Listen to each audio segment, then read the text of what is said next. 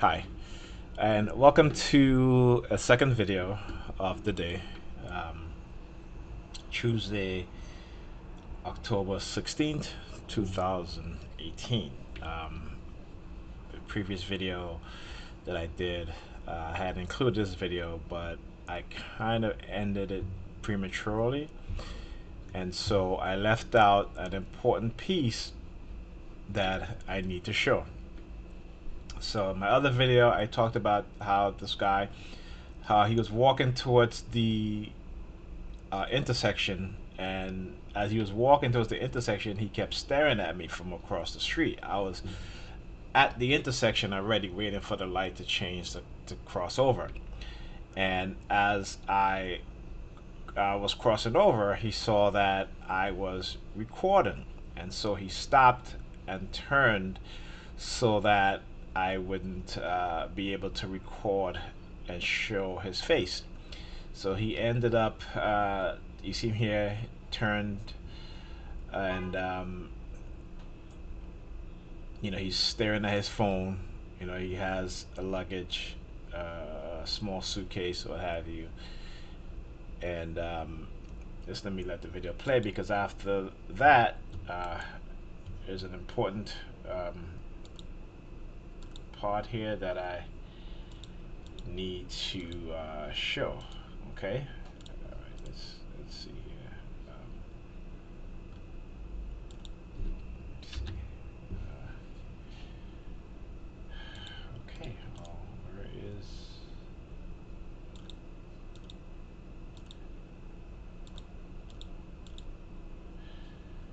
Okay. So what is happening here? There's a dialog box that I would bring up in order to play the video, and for some reason now the dialog box with the video that I need to play has disappeared.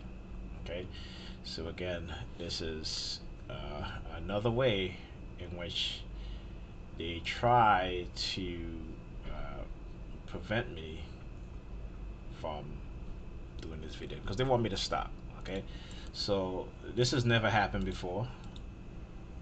All right, this is the first time this has happened, and so uh, just let me see if I can bring up another video and bring up the dialog box. Let's see. Okay, see that came up. Okay, so let's go back to that video. Okay, here we go. Of course, he turns and he hides like the coward that they are. A bunch of cowards. Bunch of cowards. As I walk by, he looking at his suitcase. So I've shown this already, but again, how they use teenagers, okay, young kids, and you can see as he approached me, he falls steps. Okay. And like I said, if you're going to use your children to engage in psychological harassment, I have every right to videotape them harassing me, because it is a form of assault on me.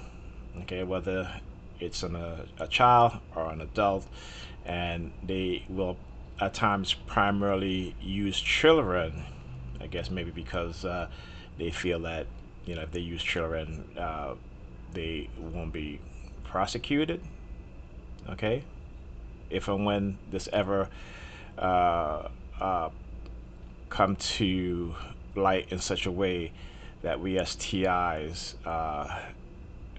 have definitive proof and acknowledgement of this program and what they have done to us and continue to do to us. Okay? So, in my video, I talk about the number 32 that they use to try to trigger or get an emotional response out of me. Okay? Which they haven't, because I've been able to you know uh, recondition right? Whatever negative thought pattern or whatever negative emotion that they have instilled in my subconscious. And again, the use of dark NLP is how it's done, and that's what's at play here. And so you watch my video, you see the countless vehicles, the number 32, and again, it's something that they've done frequently, repetitively, with the frequency in which it's not coincidental. So here again, another vehicle, a new vehicle, okay, and this time uh, there's a woman, an older woman, who is talking to the occupants in the vehicle. And this is a vehicle that I have never seen on this block. And again, it's a vehicle that appears exactly as I am either coming on the block or leaving or walking on the block, coming and going. There will be these vehicles with the number 32. I'm not saying that, every time I see a number 32 in a license plate that I'm being targeted. What I'm saying is that, and you guys can see for yourself through watching my videos, that the frequency in which that number shows up in the license plate when I'm going anywhere. For example, if let's say if I go on a totally different block and I'm there for a couple of hours, there will be multiple vehicles either parking, driving by with that number in the license plate. Now, what are the odds of that? Every block that I go on, and like I said, whether it be on my block, which I would never had seen that number except for one car who all of a sudden got a new license plate with the number 32 in it. And because before the owner of that vehicle had a different license plate, but then they got a new license plate and the number 32 on it. So that car I know is constantly on my block. But the amount of other vehicles that have appeared, and particularly when I'm either leaving my apartment or come to my apartment, they're parking on the block, and they can park whatever block they want. What I'm trying to show here is the frequency in which it's being done. And these people are all part of organized stalking. So as you see here, come back from picking up my kids, walking down the block, and Enough puppy nuts. Enough puppy okay, nuts.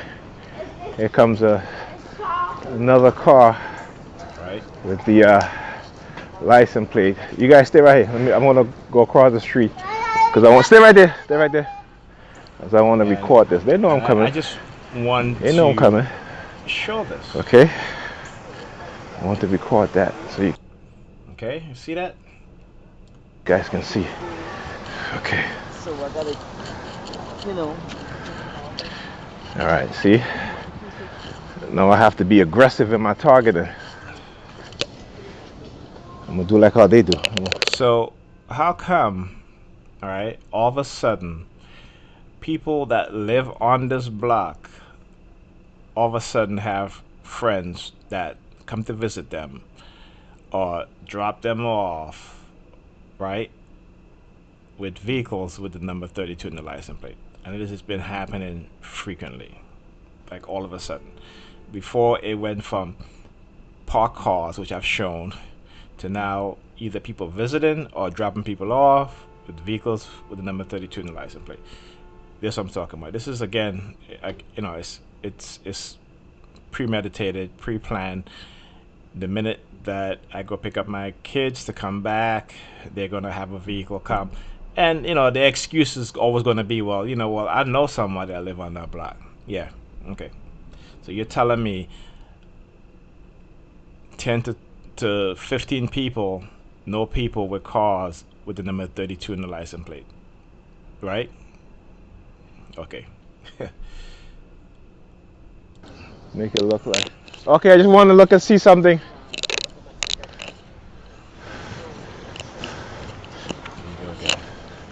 Okay. So All right, come on, guys. I forgot to add that part in the last video, and it's important that I include it. All right, so that's why I'm doing a separate video. Okay, so people will know and see what's going on. Okay, now also what I like to talk about um, is I talked about mobbing in the last video, but this article is a very good example of how people are recruited. Even these so-called good people, those that think that they're good, right? How they can be recruited into doing bad things, evil things. I mean, we've seen that in Germany with the extermination of Jewish people, European Jewish people, whereas the German population remained silent while Hitler carried out its extermination program. Okay, so, and this is they're talking about workplace mobbing, but I'm going to extend it to societal mobbing. And when I say societal, I mean every aspect of society, from academia um, to the health industry, hospital, hotels, basically every facet of every corporation, business, schooling, everything. Okay, so mobbing is widely understood in Europe as a form of collective aggression that profoundly impact a targeted worker's health and productivity, but less known in the US, where bullying is a more common explanation of interpersonal workplace aggression. Okay, now in Europe they've had this problem for years, way before the United States, and it gotten so bad that the majority of European countries passed laws against organized stalking and workplace bullying and mobbing. Okay, well in Europe they call it mobbing. In the U.S., they just say workplace bullying. Okay, do only bad people bully? Apparently, if good people are encouraged to treat others badly, that's exactly what they'll do, and often without remorse. A number of memorable experiments from the 60s and 70s have demonstrated just how easy it is for someone in a position of authority to encourage group aggression. Decades later, we still have a lot to learn from them. What might they tell us about aggressive behavior in the workplace and in society and other groups setting where people are tormented, shunned, and driven away? For starters, just because people are out to get you, okay, it doesn't mean you're paranoid. And it doesn't necessarily mean you've done anything to deserve it. Here's why. Following the assassination of Martin Luther King in 1968, third grade teacher Jane Elliott was so disturbed by the ease in which racism persists in our society that she set out to test how difference is learned. After dividing her students by eye color, she told them that one eye color was superior to another. Those with brown eyes, she proclaimed, were not as smart and hard working as those with blue eyes. To be sure eye color was noticeable, she had the children with brown eyes wear brown paper collar around their necks they so that their difference was unmistakable. Miss Elliott watched in horror as her students almost immediately began to act abhorrently towards their collared friends and classmates. Their Bruce grew particularly aggressive at recess when she, the authoritative figure, was no longer present. In other words, once their teacher suggests one group was inferior, the children view them as deserving of abuse, and their teacher did not even need to be present for their aggression to escalate. The next day, Miss Elliott reversed the experiment, telling the students she had been wrong and that the blue eyes were inferior to brown. To her surprise, the student who had been considered inferior the previous day and learned how painful it is to be mistreated were no more compassionate than their classmate had been to them. They became every bit as cruel to the new inferior group until their aggression became so great that Miss Elliot was forced to terminate the experiment. So, sometimes I say to myself, I just don't understand how black people and people of color can participate in this sort of program when we ourselves are subjugated and have been subjugated to a lot of the negative types of behavior towards us. Okay, and this explains why. Okay, a few years later, in 1971, psychologist Philip Zambozo conducted the infamous Stanford prison experiment, where research suggests subjects were assigned roles as prison guards or prisoners, only to discover that the guard act abhorrently to their prisoners and that the prisoners suffered greatly and retreated into roles of dutiful compliance, going so far as to report, abuse, and shun other prisoners who attempt to escape and end the experiments. Like Elliot, Zambado also terminated his experience when he realized the abuse would not stop unless he calls a halt to it. Zambodo and Eliot's findings were similar to Stanley Milgram, 1963, social psychology experiment on obedience to authority. Milgram had men in white coats tell research subjects to administer a test to learners who were in another room where they could be heard but not seen. If the learners gave the wrong answer, the teachers were to administer what they falsely believed to be electric shock. The learners were instructed to scream as if in agonizing pain, and if the teacher expressed any hesitation, the men in the white coats assured them that they would not be held responsible for any injuries. The teachers continued to inflict what they believed to be excruciating, painful electric shocks, even when the learners informed the teachers beforehand that they suffer from a heart condition.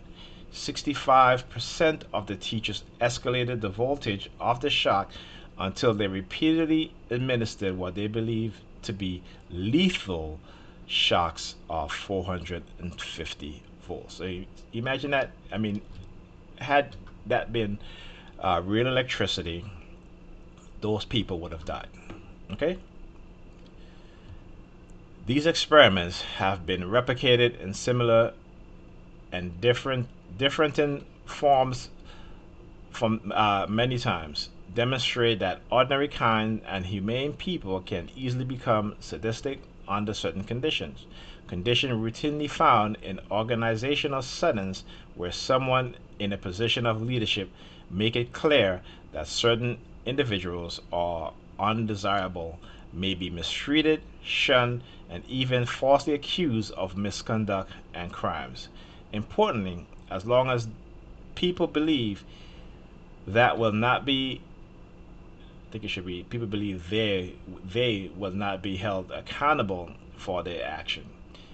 And the more they see others acting aggressively without sanction, the more likely they will behave aggressively, regardless of how empathetic they are as individuals. I should say they were as individuals.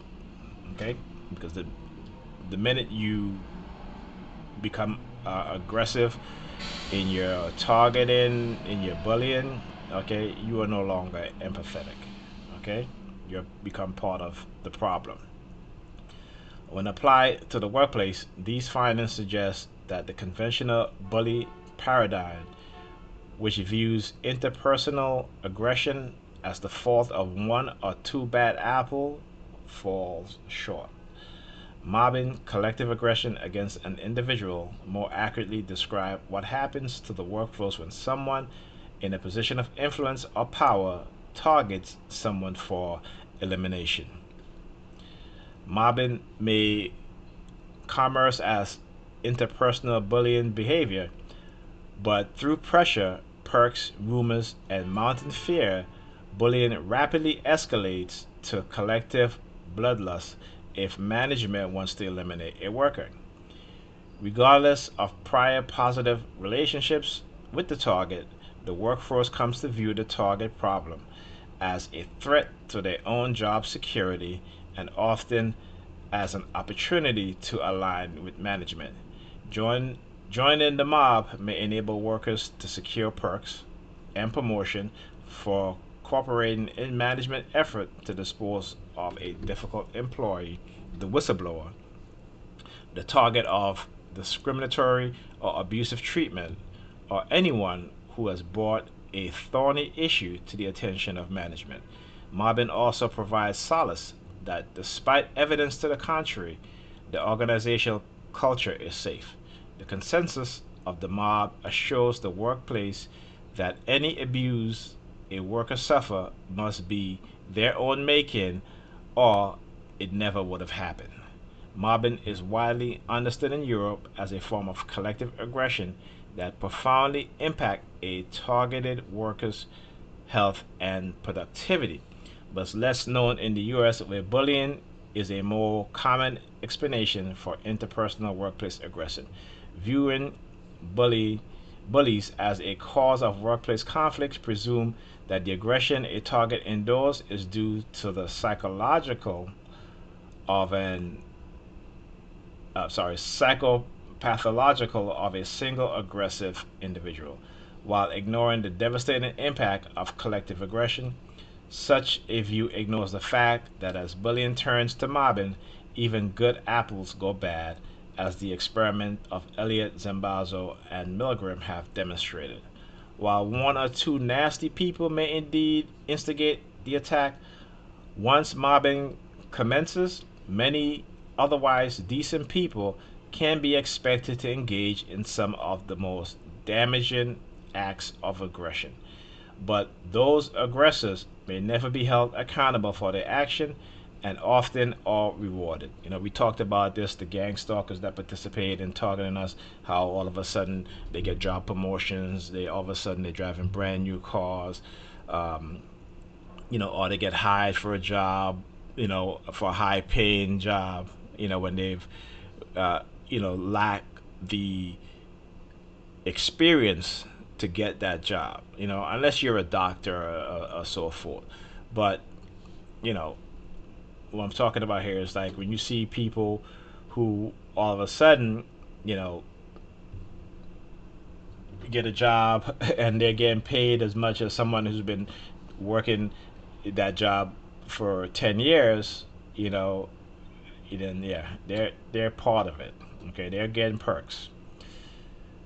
Okay, doing so might move the dialogue from one of the intolerance for individual bullies towards compassion for the unwitting worker who find themselves up against the mob, and moral accountability at the very least for those who participate in mobbing.